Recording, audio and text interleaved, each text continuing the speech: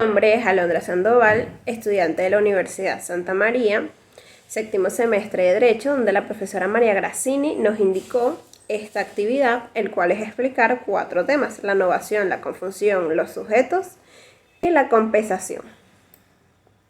La novación.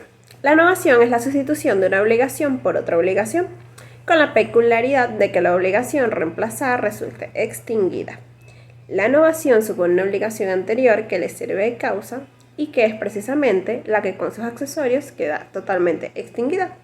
Se encuentra en el artículo 1314, el cual voy a leer a continuación. El artículo dice así: 1314 de la novación, sección 2.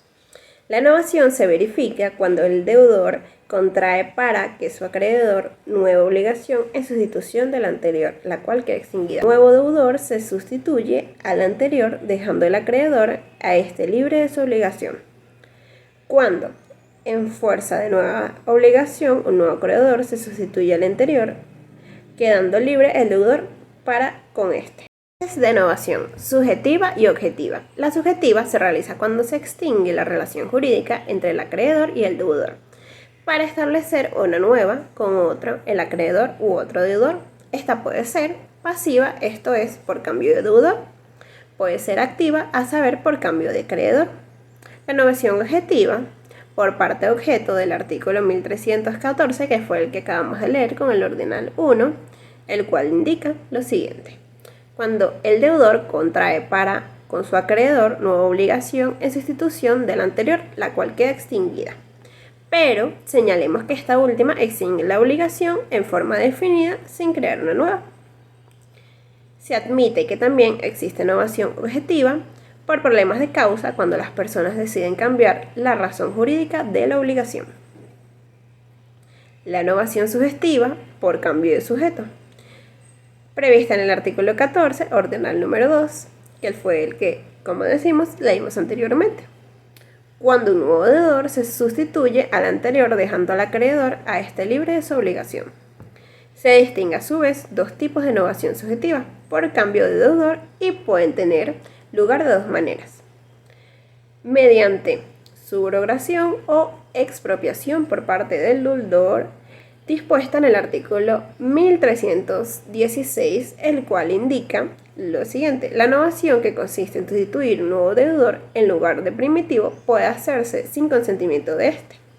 Se requiere simplemente que el tercero nuevo deudor y el acreedor hayan convenido en liberar al deudor antiguo, mediante la delegación por la cual un nuevo deudor sustituye a la adjudicación novativa. Supone el encargo dado por el deudor a un tercero de pagar a su lugar al acreedor y con el consentimiento de este liberar al deudor primitivo. Para que esta delegación produzca novación, se prescribe de que el acreedor delegatario libere expresamente al deudor primitivo, es decir, delegación perfecta o novatoria. Si el acreedor no libera al deudor primitivo, se estará en delegación imperfecta, que no produce novación adjudicación. La novación subjetiva activa. Según el artículo 1314, ordinal número 3, indica lo siguiente: cuando en fuerza de una novación, un nuevo acreedor se sustituye al anterior, quedando libre al deudor para con este. Es necesario el consentimiento del acreedor, siendo requisito indispensable que el acreedor B constituye al liberar a su deudor A, pues de lo contrario no habría delegación. Pasemos a los requisitos para la novación. 1. Existencia de una obligación anterior. Es necesario la existencia de un vínculo jurídico previo en las 2 partes. 2. Existencia de una obligación nueva distinta a las primitivas. Mientras no haya extinción definitiva, completa, total de una obligación, no puede hacer novación.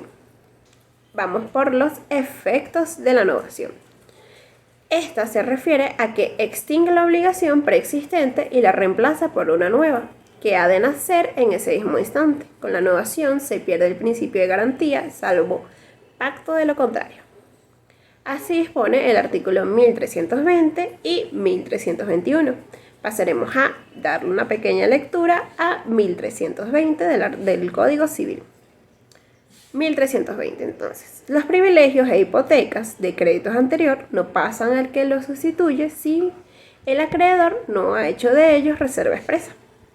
1321, que es el siguiente.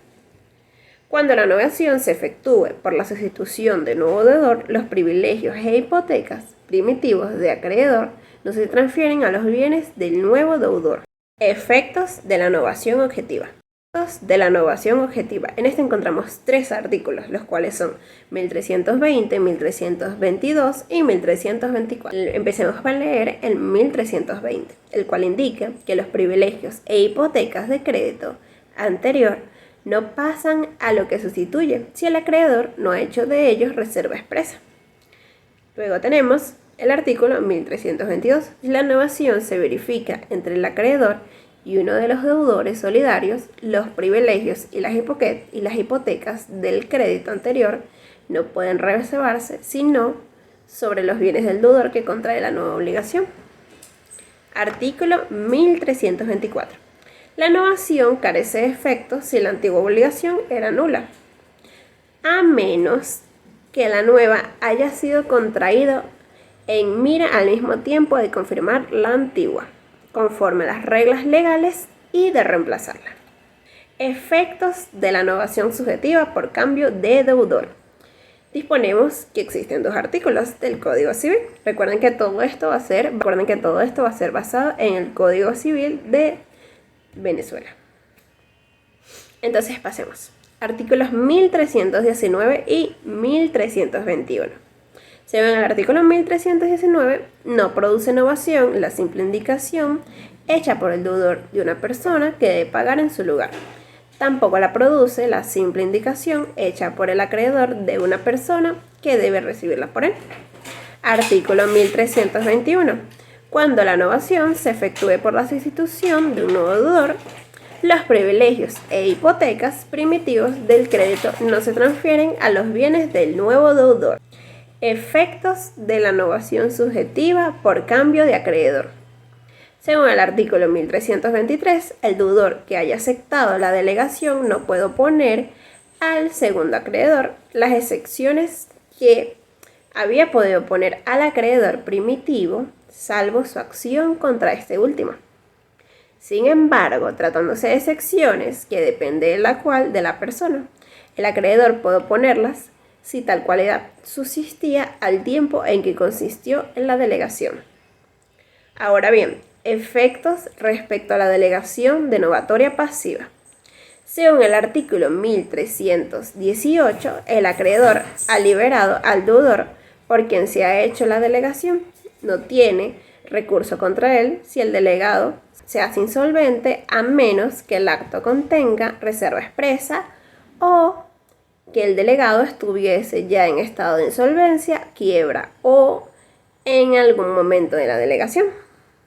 El artículo 1325 indica: el que ha aceptado la delegación queda válidamente obligado para que con el delegatario, aun cuando su obligación para con el delegante o del delegante, para que con el delegatario sea nula o sea sujeta de excepción.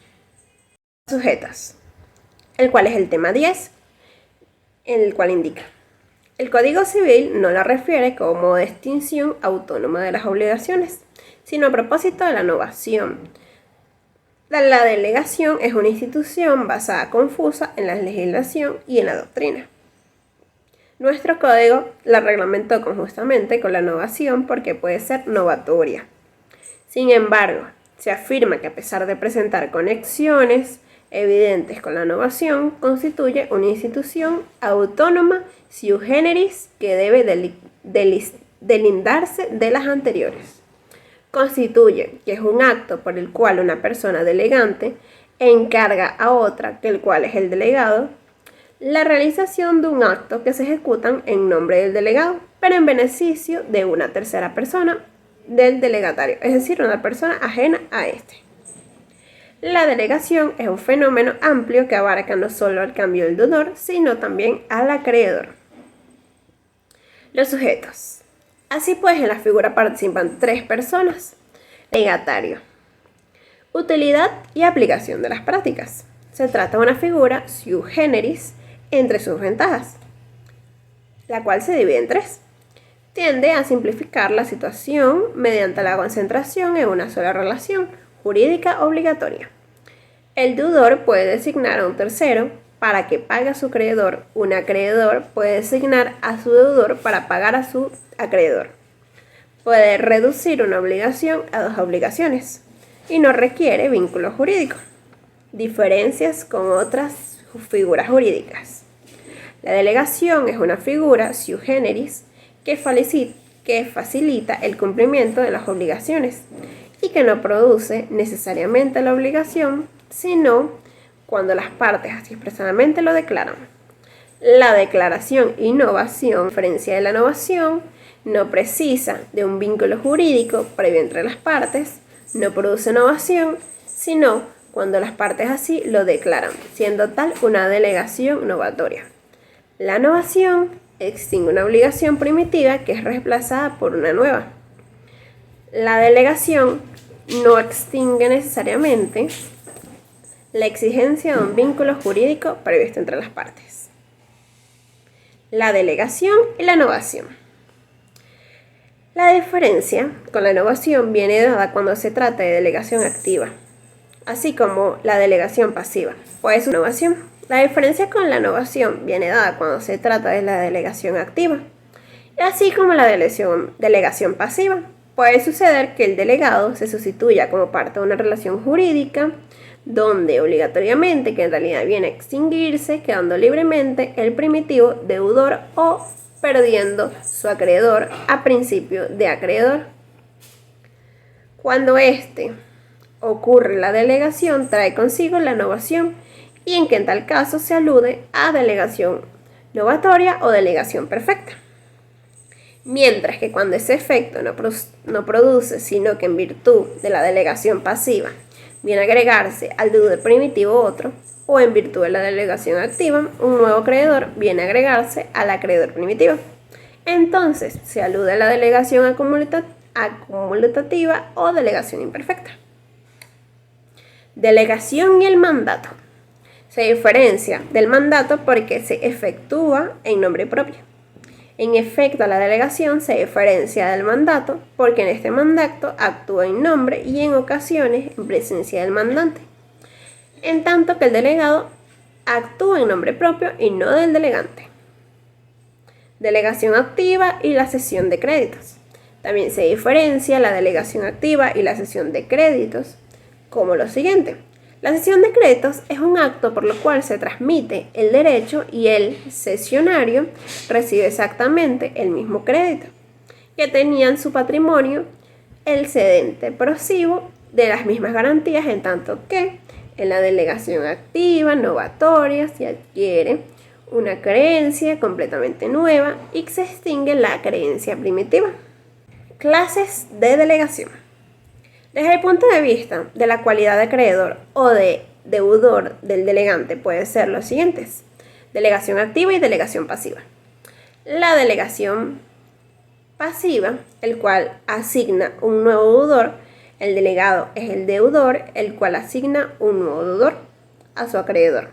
De modo que el delegante es el que asume la iniciativa de la delegación. Este es el deudor de la delegación pasiva, delegando que se constituye de un nuevo deudor y delegatario en primario acreedor. La delegación activa, en el cual toma la iniciación de la delegación, es el acreedor. Es decir, el acreedor autoriza a un tercero a hacerse destinatario de la promesa de cumplir la obligación hecha por el deudor en que éste es delegatario, viviendo con esto es ser un nuevo acreedor el delegado. Así pues, en delegación pasiva el delegatario es el acreedor y en la delegación activa el delegatario es el deudor. Desde el punto de vista que se produzca o no la novación, la delegación puede ser perfecta o imperfecta, es decir, perfecta o novataria. Se produce una verdadera novación, el delegante queda liberado a lo que acontece cuando la deuda queda totalmente satisfecha. Extingue la obligación entre delegantes y delegatario. Precisa el consentimiento expreso de las partes involucradas porque de lo contrario se está ante una delegación imperfecta o simplemente no propia novación. Puede ser activa.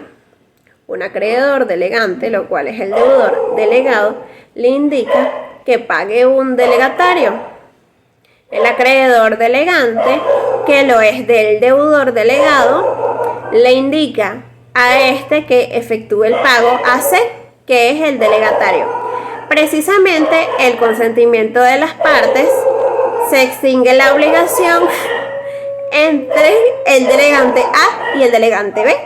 Se crea una obligación. ¡Cállense! ¡Vela! ¡Vela!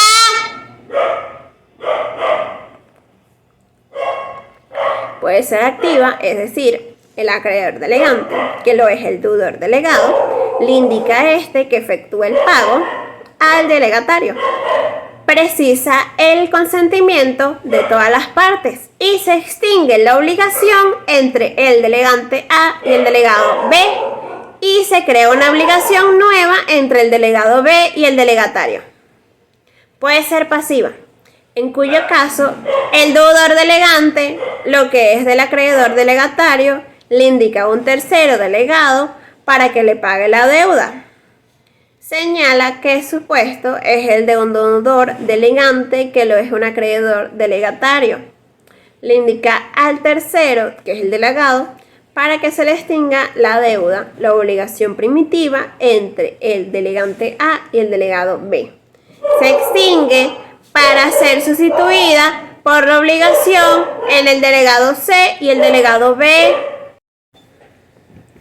En la delegación imperfecta o simple, es la delegación que no produce novación. Esto lo dispone el artículo 1317 del Código Civil. La obligación por la cual un deudor designa al acreedor otro deudor, el cual se obliga hacia el acreedor, no produce novación si el acreedor no ha declarado expresamente su voluntad de liberar al deudor que ha hecho la delegación. Según la norma, se precisa delegación expresa del acreedor de libertar al deudor que ha hecho la delegación para que opere la delegación novatoria, o esto es existencia de novación. Si esa declaración expresa permite liberar al antiguo deudor, estamos en presencia de una delegación imperfecta. Los signos característicos de la obligación imperfecta sirven para circunscribir el límite de la delegación perfecta y para completar su novación. Uno de los artículos que caracteriza la delegación imperfecta es precisamente el artículo 1317 del Código Civil, según el cual la delegación no produce novación si el acreedor delegatario no declara expresamente que le libera al delegante, de donde la simple indicación hecha por el deudor de una persona que debe cumplir las obligaciones en su lugar no basta legalmente para producir la novación. Esto es, así como la cesión prosoluto corresponde a la delegación perfecta, la cesión prosolvente responde a la delegación imperfecta, llamada comúnmente adjusión simple. En la delegación imperfecta, el acreedor delegatario tiene dos deudores, el deudor delegante y el deudor delegado. Para algunos se debe demandar primero al delegado y solo sucesivamente al delegante. En tantos otros consideran que se puede demandar a cualquiera de ellos. Esta última se presenta como la posición correcta a falta de disposiciones expresa que indica lo contrario. Esto es, en la delegación imperfecta, el delegante y delegado deben el crédito de forma conmutativamente frente al delegatario, confiriendo y entonces al delegatario una garantía suplementaria. El artículo indicado, en concordancia con el artículo 1121 del Código de Comercio, es referido por una sentencia judicial a propósito de un cheque liberado para el cobro de una obligación, respecto de que se considera no produciera novación. En los mismos sentidos, se considera propósito de factura y notas de débito de 109. Se trata de una operación favorable para la delegación, pues no se destruye el vínculo que lo une al delegante. Ella es igual ventajosa para el mismo delegante y que le permite, dándole al delegatorio un nuevo doble de seguridad del pago, sea obtener el crédito de restablecer su crédito perdido. Por ello, la delegación imperfecta es más frecuente en los negocios de la delegación perfecta. Compensación. En términos coloquiales, expresa equivalente a nivelar o igualar, pero jurídicamente es modo de extinción de las obligaciones. El pago por compensación se da cuando dos personas son deudoras de una u otra que se ha hecho extinguir antes varias deudas. Las personas, las cuales son las partes que deben ser recíprocamente deudoras, procede por la cantidad recíprocamente concurrente. Dispone el artículo 1331 del Código Civil. La compensación es un modo de extinción común a todas las obligaciones que se presenta cuando dos personas recíprocamente deudoras poseen entre sí deudas homogéneas, líquidas o exigibles, evitando de esta manera el traslado inútil de dinero, riesgos y gastos. La naturaleza es uno de los medios legales de extinción de las obligaciones al margen de la voluntad, aunque también pueden ser convencionales, indica Melich, que cumple una función análoga a la cual del pago, pero también de garantía. Puede exigir aún sin el consentimiento de las partes, cuando en el caso de la compensación legal opere en las obligaciones contractuales y extracontractuales, siempre que reúna las cualidades de una líquida, exigible y homogénea. Fundamento legal. La institución de la compensación en nuestro ordenamiento jurídico está consagrado en el artículo 1942 y en algunos términos y numeración en el referido de 1982, en sus artículos 1331 y 1341. La compensación surge como en un modo de extinguir la obligación que exigen en los particulares. Entonces empecemos a leer el artículo 1940. Por la cesión de bienes queda el deudo inhabilitada por disponer de sus bienes y contraer sobre ellas nuevas obligaciones. Según el artículo 1982, el cual indica lo siguiente. Se prescribe por 2 años la obligación de pagar las pensiones alimentarias atrasadas a los abogados, a los procuradores y a toda clase de curriculares, sus honorarios, derechos, salarios y gastos. El tiempo para esas prescripciones corre desde que haya concluido el proceso por sentencia o conciliación de las partes, o desde la cesión de los poderes procuradores o desde el abogado haya cesado en su ministerio. En cuanto a los pleitos no terminados, el tiempo será de 5 años, desde que se haya devagado los derechos, honorarios, salarios y gastos. A los registradores, los derechos e instrumentos que autoricen corriendo el tiempo para la prescripción del día de otorgamiento.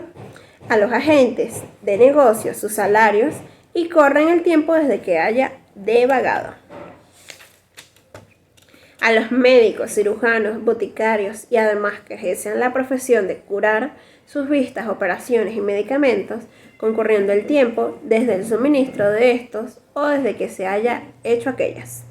A los profesores, maestros, repetidores de ciencias, letras y artes, sus asignaciones. A los ingenieros, arquitectos, agrimesios, liquidadores, sus honorarios, contándose a los 2 años de esta conclusión de sus trabajos. A los dueños de las casas de pensión o de educación e instrumención de esta especie, el precio de la prescripción de sus pensionistas, alumnos o aprendices.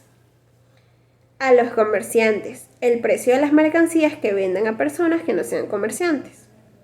A los jueces, secretarios, escribientes, alguaciles de los tribunales, los derechos acarreados que desvengan en el ejercicio de sus funciones, contándose de los 2 años desde la ejecución del acto que haya causado el derecho. A los sirvientes, domésticos, honorales, oficiales mecánicos, el precio de sus salarios, jornadas o trabajos. a los posadores y hoteleros por la comida y la habitación dada.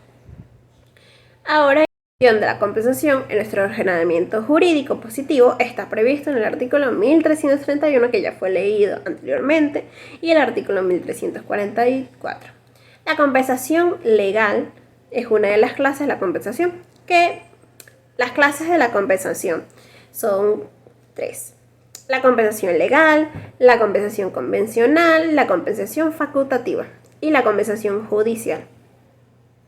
La compensación legal es la compensación legal y por ello requiere la voluntad de las partes. La compensación facultativa es aquella que se realiza a requerimiento, de la cual en cuyo favor hubiere cualquier obstáculo para la compensación legal. La compensación judicial, por no producir la compensación legal, una de las partes solicita al juez para que declare la compensación a demanda a B para el pago de la deuda. A su vez, B es acreedor de la A, más es el caso de la deuda de B. Vence de 6 meses, no pudiendo acreedor de A, más que en el caso de la deuda de la B, vence a 6 meses. No pudiendo el acreedor, más en el caso oponerla, acude al juez para que vencido el plazo declare la compensación. La legal. Operación virtud de la ley es siguiendo las dos deudas por cantidad concurrente, dispuesta en el artículo 1332, en cual indica que es una defensa. Excepciones de la compensación legal son 5.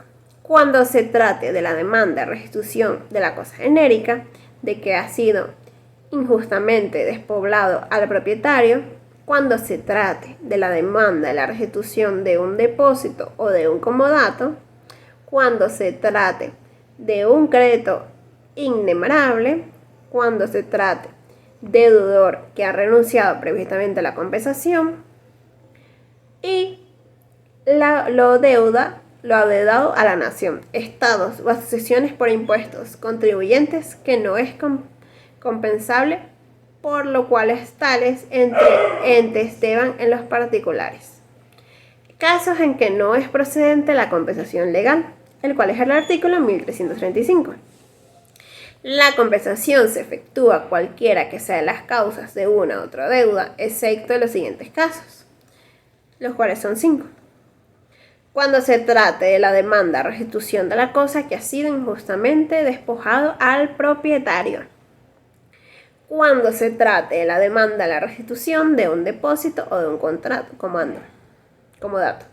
Cuando se trate de un crédito inembargable, cuando el deudor ha renunciado previamente a la compensación, tanto se admite la compensación respectiva a lo que se debe a la nación, a los estados y a sucesiones por impuestos contribuyentes, aunque este último presenta una excepción en respectiva ley especial.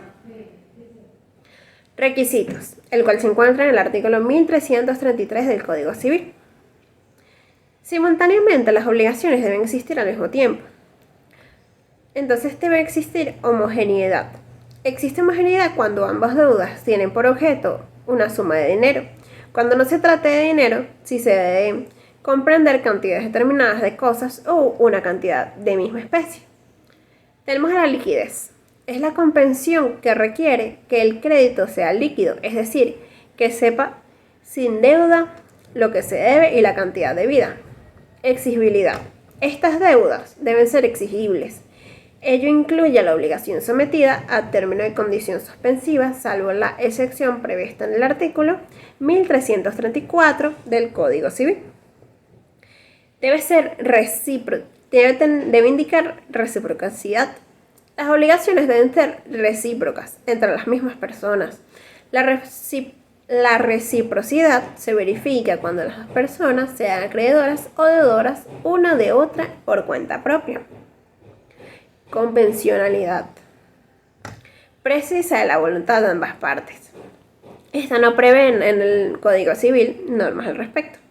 Para que proceda la compensación convencional, importa poco de las deudas no sean líquidas, ni fungibles ni exigibles, pues la autonomía de la voluntad sobre los requisitos exige la compensación legal. Tenemos a la facultativa. Es aquella que se realiza requiriendo de la parte en cual favor hubiera cualquier obstáculo para la compensación legal. En vez de alegar dicho obstáculo, renuncia a oponer, aceptar la compensación, se debe extinguir varias deudas.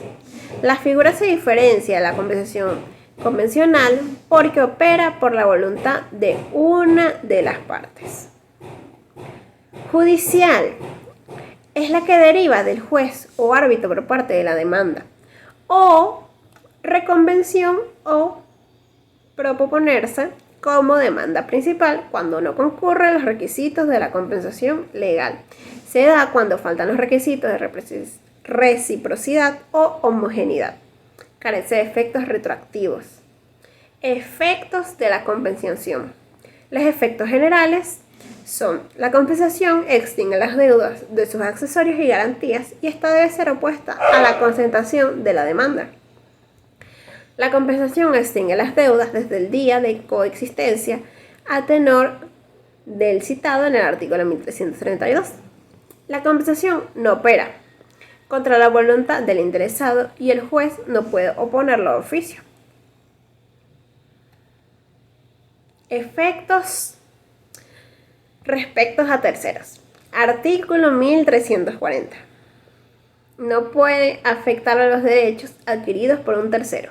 Efectos respecto a la cesión de crédito. Artículo 1337. El anterior es el artículo 1340. El pago hecho al acreedor no es oponible al acreedatario en cuyo favor se ordenó el embargo después de que haya sido notificado el deudor. Cuando el acreedor cede créditos a un tercero en la notificación del deudor, la cesión le es oponible.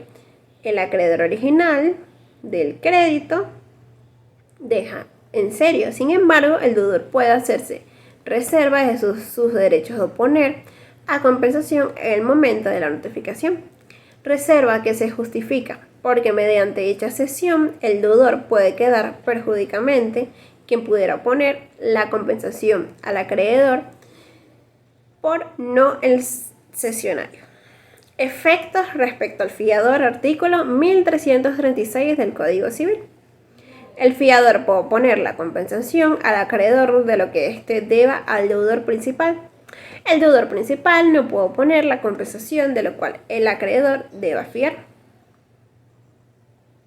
Diferencias entre la compensación con el pago.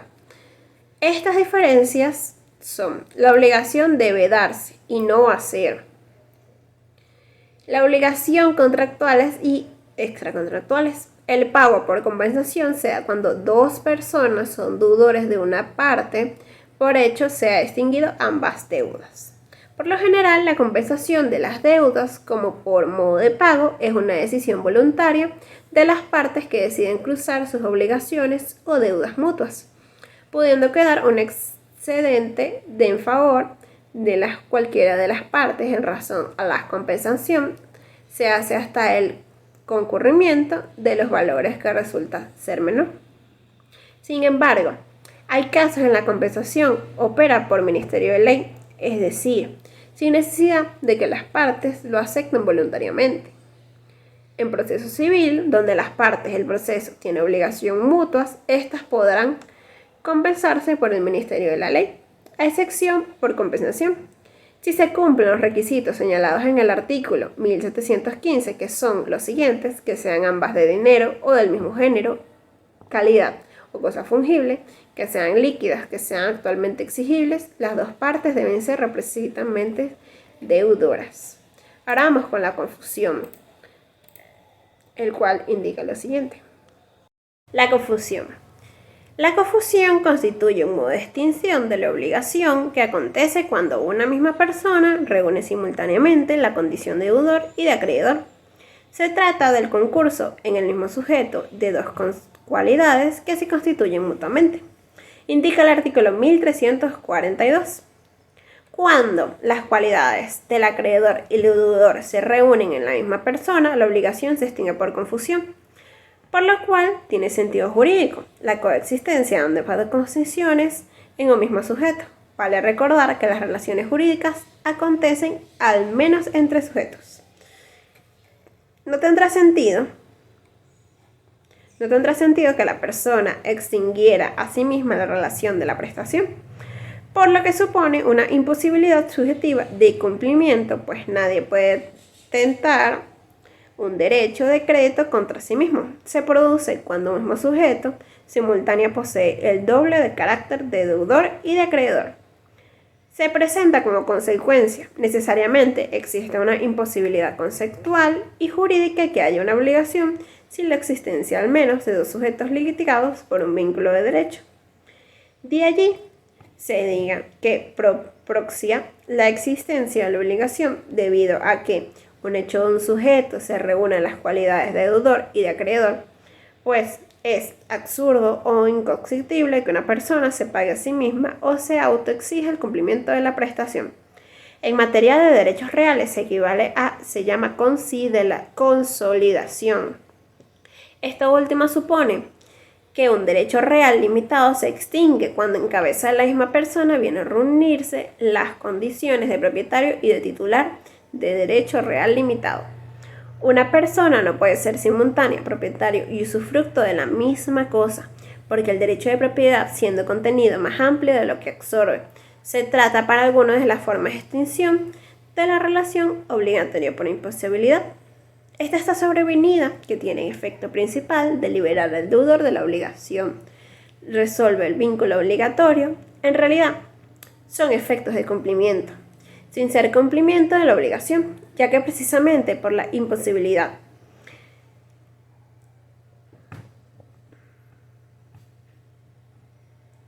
de que una persona se pague a sí misma, la prestación realmente no podría realizarse y por lo tanto no podemos hablar de una confusión como pago precisamente dicho. Puede ser total o parcialmente. La mayoría se traduce en una forma de extinción de vínculo, aunque para algunos puede funcionar como una imposibilidad sujeta, según vemos de seguida. La naturaleza. Se sostiene que la confusión no constituye propiamente un modo de extinción de la obligación, sino una paralización de la acción, toda vez. Esta extingue. Es una imposibilidad transitoria de pagar, puesto modificar las circunstancias, la obligación requerirá inmediatamente su existencia, produciendo simplemente un estado de lactancia. Se ha visto más bien la figura un exántolo de obligación de cumplimiento de la obligación. Esto es un obstáculo para el ejercicio de materia del derecho.